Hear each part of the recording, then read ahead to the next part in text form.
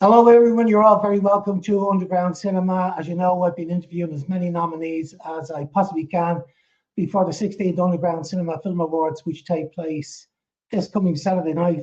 This is the last interview I'm going to be doing for the month of November. That's 30 interviews so far. The conversations have been absolutely brilliant. I've learned so much from all of the filmmakers and the actors over the past month. I'm really delighted to do this one today because we tried to do it a couple of weeks ago and we couldn't manage it, but we managed to stick it in the last minute. So I've got with me Eoghan Hand is with me. Eoghan directed a fantastic short called Medicinal. You're very welcome, Eoghan. Thank you for having me. Really appreciate you taking the time to promote the film. We're all really grateful for it. Thank you for taking the time to chat to me because it's one I really enjoyed, and it's been nominated for Best Short Film. It's been nominated for Best Director for yourself. You've got a stellar cast in this one. Peter Coonan is you're playing your lead. He's been nominated Best Actor. You've got brilliant performance from Barry John Kinslip, and he's been nominated Best Supporting Actor. Natalie Britton, super in this one as well. She's been nominated Best Actress. And you've got a screenplay nod as well, along with Alex O'Brien. You must be very happy with that. 6 nods. Yeah, no, to be honest, originally the plan was, I think a few years ago, I put in another short down piece. I think one of the actresses, Moya Farley, won an award, so I thought, oh, it'd be nice for the actors if one of them got nominated. So the original plan was if we got one nomination, we're doing well. So to go from 1 to 6 was a bit of a surprise. So yeah, I'll happily take it. I remember Moya is a fabulous actor. Moya's based down in Kerry, if I remember rightly. Yeah. We did that film all down in Kerry. Yeah, no, because Moya is a very underrated actress. So the fact that she won the award was a validation of all the good work she always does, and I'd love to work with her at some stage. For those who haven't seen the film, can you tell us all about what this brief storyline about Medicinal, what it's all about? Yeah, so a few years back, Alex, the producer, he did sound as well, and he came up with the original story. He knew a few kids, via relatives, kids who had various illnesses, and in some cases you can get the medication fairly easily, but unfortunately there are cases where it's very hard to diagnose something and then treat that illness. So he found certain cases that medicinal cannabis can help. It's not like a cure-all drug, but it can help ailments and all that. So he had seen Down to Beef, and he asked me if we could work together on a script. So I started drafting scripts. I won't be honest. Sorry, I will be honest. I don't know why I said I won't be.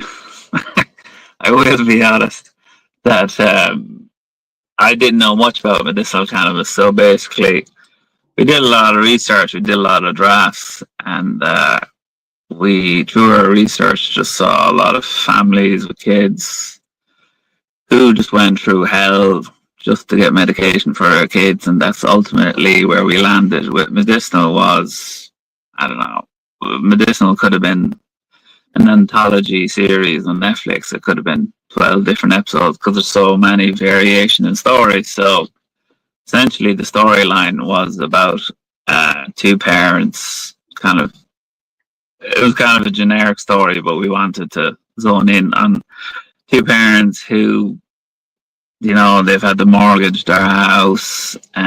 They've essentially had to become medical refugees, which that kind of surprised me in 21st century Ireland, that families would become medical refugees, because you always see the story of families coming to Ireland to have a better life. So we were kind of doing the opposite with this story, where this family had to leave Ireland in order to get the medication. they could get. So it's two parents, a son, and then we included a brother, and the brother is a politician where he's trying to do everything he can, but the political system in Ireland is quite slow moving. So I just like that kind of dynamic where one brother's trying to do everything he can and another brother's trying to do everything he can, but at the crux of the issue, the two of them are at loggerheads because despite them trying to go towards the same goal, they both go about it in different ways. And it's just, I don't know, to me it was kind of fascinating. And then added into the mix, there's the mother played by Natalie, where she's doing everything she can for her child along with the father. And while she's abroad, he's at home trying to fundraise, and he's remortgaged the house. And yeah, I've probably waffled a bit too much about it, but essentially the storyline is about a family trying to get the medication for the child they desperately hope to survive. Yeah, you know, it sort of, there's a lot of stories, true life stories about this as well. So I think the most famous case would have been the Vera Twomey case. I think it was 2017, where Vera was traveling herself to get medicinal cannabis, and as she came back to the airport, she was arrested, and the cannabis was taken off her. And I think I remember saying it's one of the cruelest things you could possibly do is to deny a child this sort of medication, you know. So I think the Vera Twomey case really brought to the fore. It looks to me like that's interesting that you told me that you didn't know too much about it. It looks like when I was watching it, a huge amount of research went into this before you shot a single frame of the film. Oh yeah, 100%. Yeah, no, I'm kind of one of these people where most people probably don't do enough drafts. I probably do too many drafts of a script. So I kind of did a lot of research because, yeah, the Vera Twomey story was a big part of our research, and I think that's why we changed the character slightly, because obviously you don't want to be too close to reality and upset people. And I think that was my major issue, was trying to do research where you want to honor the story and at the same time be respectful of the story. So I think myself and Alex were super paranoid about making sure that, I don't know what the phrase would be, we didn't just want to dramatize it for the sake of dramatizing it. We wanted to be as respectful as possible, and like that was a major issue with us with the script for a long time, was there's so much information and it's trying to squeeze it into the script and make it engaging to the audience, because it's all well and good giving people the information, but like people aren't going to engage with it unless it's interesting. And it was quite easy to just shovel it via dialogue. So trying to do it in different ways, we tried to do it via voice notes and voicemails, and trying to change it up and not just have you being spoon-fed dialogue. And yeah, it was an enjoyable process, but not easy to give that research across on the screen. Yeah, I can imagine, because you did a very good job, because the film is only just around the 11-minute mark. I mean, you've got an awful lot of the relative points in. You've got a lot of the, you know, the debates, let's call them debates, the conversations that both of us had, and you managed to get it all into 11 minutes, you know, which was fantastic. That's a great achievement. So you did quite well with the script. Yeah, no, I think as my girlfriend would point out, I got a few grey hairs as a result, trying to ram it all in. My beard isn't as brown as it used to be. But yeah, no, that was a massive challenge. It's like, you feel like you could do so much more information. And like I said before, like I remember Alex was saying, oh, we could easily do a whole series of films displaying different stories and explaining the different ways medicinal cannabis. And like, it was interesting you raised the point of the airport and all that, because we had a scene in the film where Natalie's character comes back from the airport and she's arrested by the Gardaí and gets dropped off, and I badly wanted to include that in the final film, and the DP as well. The DP had police lights outside the windows and it looked really dramatic and really cool, but like, it kind of comes back to that phrase, kill your darlings. I wanted to shoehorn it in, but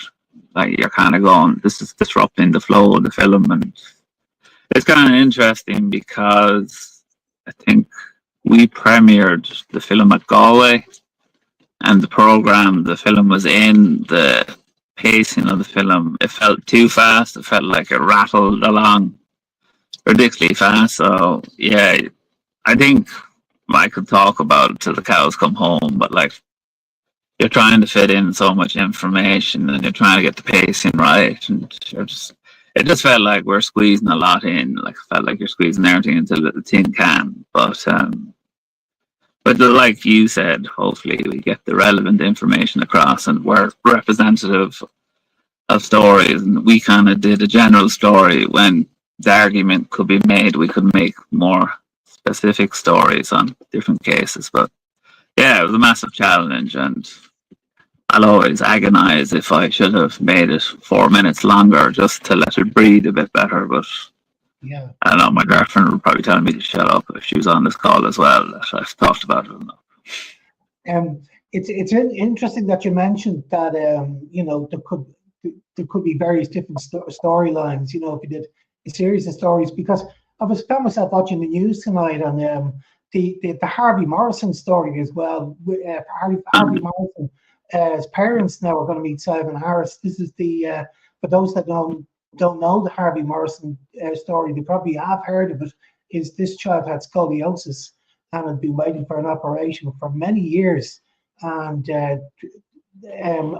only passed away there not too long ago. But his parents had just a massive battle to try and get this operation sorted. Not only that, we find out now that he was taken off the wait list near the end.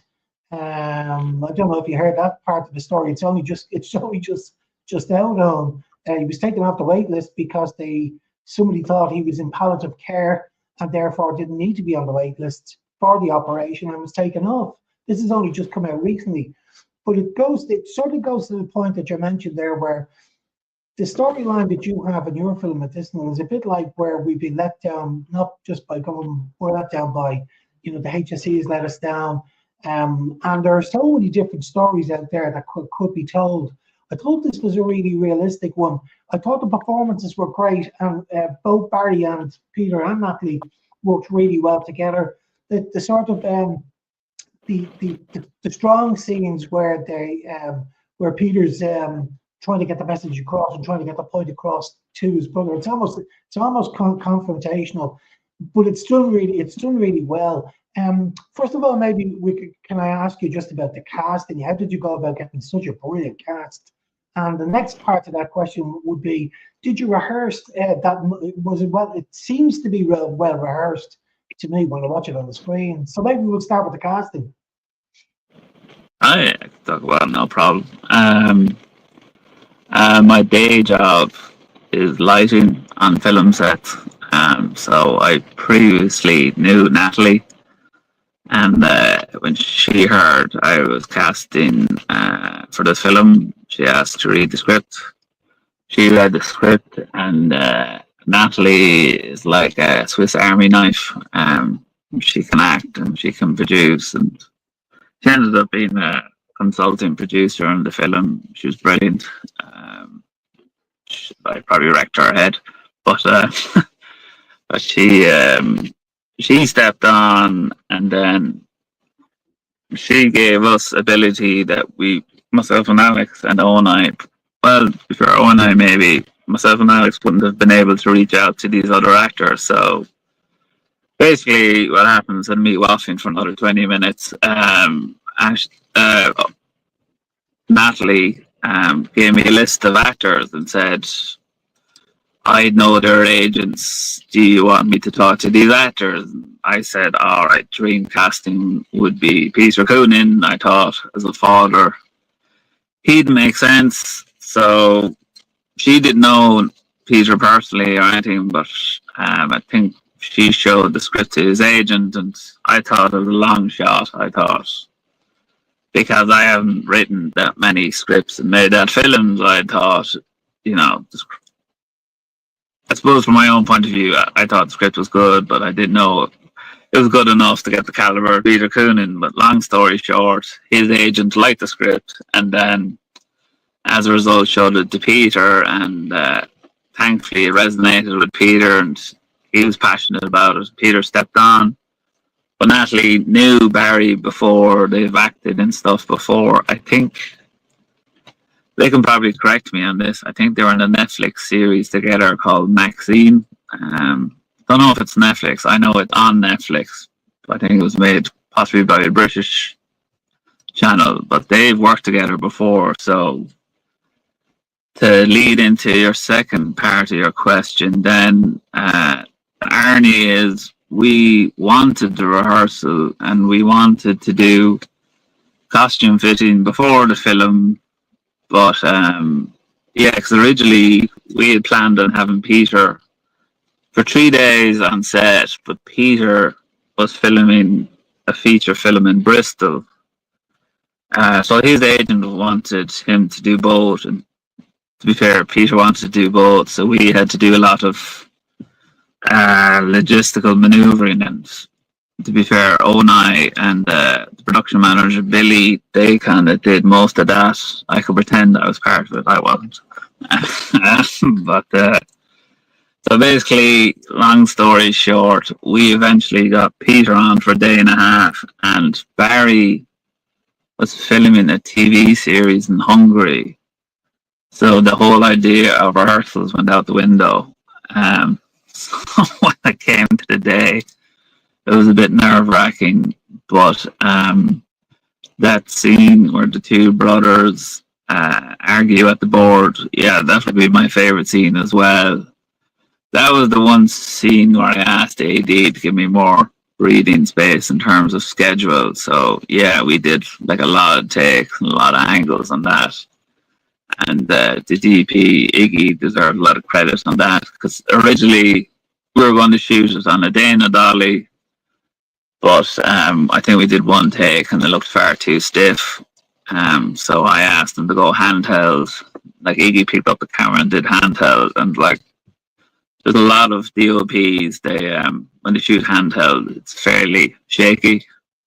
But Iggy is ridiculously steady, and as a result, I think the scene looks dramatically better as a result.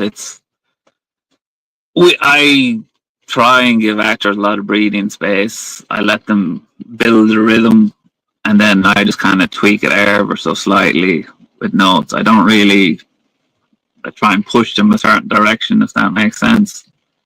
So yeah, there was no real rehearsals, but when it came to the takes, you give them the breathing space to build the rhythm in a few takes, and then from there kind of build the performance. So I think I covered the two questions, but you can correct me if I haven't.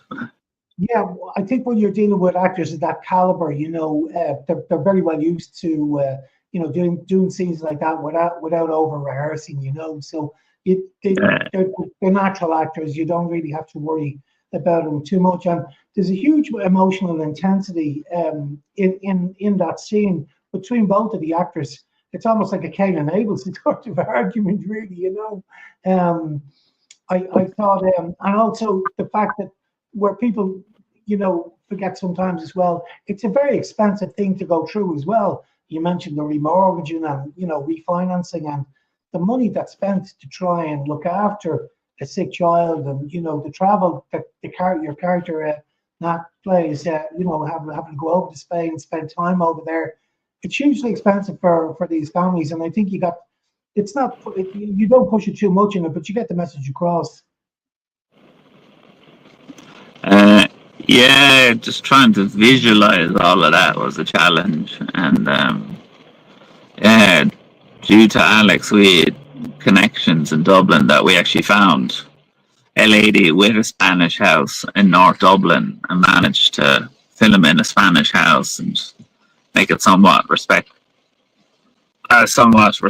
in the regard that she was technically in Spain with the child, played by Aidan. Aidan was a very good actor. It was his first ever time acting in a film as well. So it was a great boost for him. But yeah, trying to get that, how would you say, drowning under the pressure, that kind of context across on screen was a challenge. We tried to reference the likes of the bear and all that with the sticky notes and the envelopes and the papers. And like Claire Lamb, the production designer, she deserves a lot of credit for that, because it's one thing to read the script, but it's another thing to take it and build it in such a way that it's respective of the whole thing, because Claire could have walked away and misunderstood what I was saying in the script, but instead she built on it. And like quite often, myself and the DOP would rock up and set, and she's like transformed what was the bare room into something altogether. So it was like a, I don't want to say playground, but it was like a whole environment that it was easy as a result, due to her efforts, that we were able to shoot it. And yeah, in the edit, like you were saying, it's a challenge to push it, but not be melodramatic about it, because we agonized a lot. Where I think there was a seizure scene, but like it's cut down in the film where you only really see his legs kind of shake, and like we could have easily leaned into it and made it more melodramatic, but I think we wanted to focus more on the whole idea of the parents just going through so much, and the fact that they're separated. Sorry, not separated in their marriage, but separated due to logistics. And yeah, it's a massive challenge trying to visualize it and not be relying on dialogue to tell the story. And I like to think we did an okay job, but yeah, it was a challenge for sure. No, you did a great job. I'm just wondering, now it's on its festival journey, how's it been going down with with the audiences so far? Yeah, no, it's kind of cool. Due to work, I don't get to go to many film festivals. So yeah, no, I remember Galway was kind of interesting, where I don't know, was it the programming or what, but at Galway we were put in a program where most of the short films were comedy. So Medicinal came across really bleak in comparison, and as a result, we kind of walked away going, "Oh, have we just made a really dreary drama? Like, is this going to read on screen at all?" And then, because I missed a few film festivals, it got into, I think the next film festival I got to go to was Boyne Valley, and like that's a really nice film festival. But I remember there, I don't like to say there was jokes in the film, but there was bits where I think Barry does this really small thing where he's listening to voicemail from Peter's character, and he's repeating something that Peter says, and I think he says cocaine, and it's just the way he inflects his hands, and because the way he does it with his hands is kind of funny, and like the whole audience laughed at Boyne Valley, so you're kind of like, okay, it's not a miserable drama like we thought it was. And then on top of that, afterwards, this lady walked over to us and touched me on the arm, and like I had a few drinks, so I was kind of looking at her warily going, do I know this person? I got told me I knew her, and then when she said, "Oh, I'm Helen Beaton," I was like, "Oh," like for a BAFTA BAFTA nominated actress to come up to you and say, "Oh, I saw your film.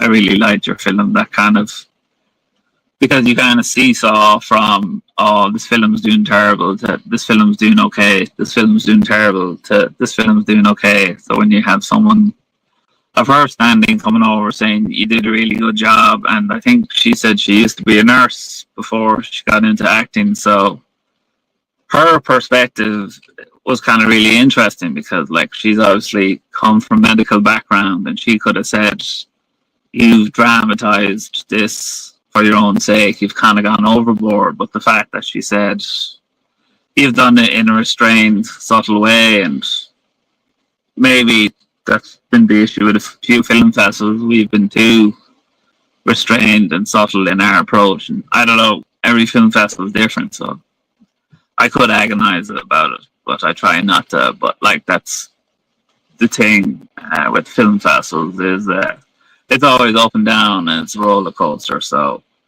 you could say it's gone bad, or you could say it's gone great, but I don't have an answer for all my watching. Yeah, I think it's one of those films that certainly, you know, in Deliri, when we screen the short, and if we have a film like yours, they're conversation starters. So you'd always at the end, you know, you'd be meeting people outside in the foyer or down in the bar, and they're really good films to, you know, to chat about afterwards. And that's what I think your film was. I think the other thing I think as well is, you may or may not know, but our panel is an international panel. So none of our panel members are Irish at all. They're all international filmmakers. And I think the reason why we do that is because you can get a very non-biased selection for nominations by filmmakers that aren't from this country, because it's so small, this country. Everybody knows everybody.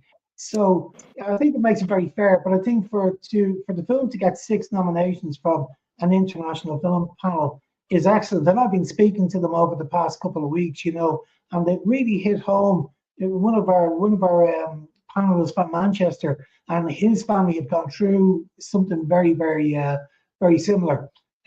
So it definitely resonates with people, and I think it's a really important film, and I've no doubt it'll do really well on the festival circuit. And I suppose my next question is, what are you up to next? Have you anything in the pipeline?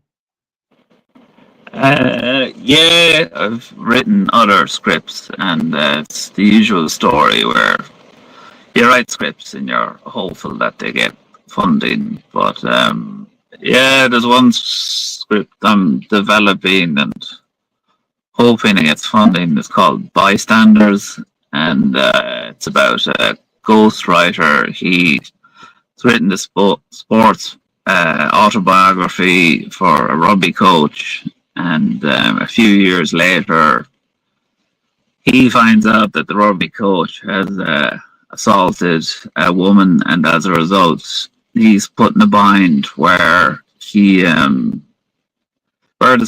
the rugby coach is expecting him to automatically kind of write an article on his behalf and speak up for him, but he wants to do the kind of atypical thing of just kind of staying silent and just not engaging and kind of letting the court case play out.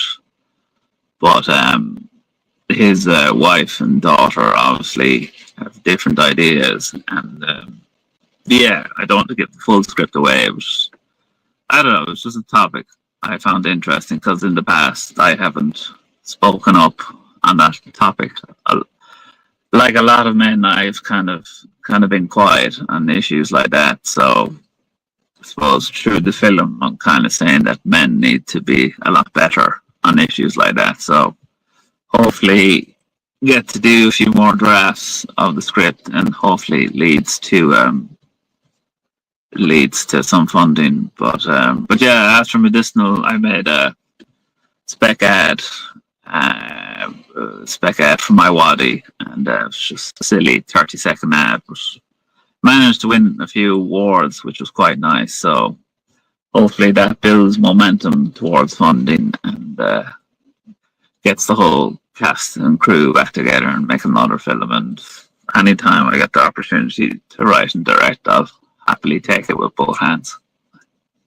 Brilliant, Joe. Well, listen, I'm going to wrap it up now. I want to thank you very much for joining me this evening. I know you've been working all day today, and you're trying to get home. So I really appreciate you taking the time out to chat to me. And I wish you the very best of luck at the awards, and also wish you very best of luck with that new film idea that you. Is that a short or a feature film you're talking about? Oh, that'll be a short. Yeah, no, I don't think I'll get the money for a feature. That'd be nice, but no. But, yeah. Well, look, I do hope you get the money for it. I can't wait to see it when you do get it made. Don't forget to send it in to us when you have it finished. We'd love to see it, and I wish you the very best of luck on. Thanks for everything, Dave. Much appreciated. Take care. Bye bye.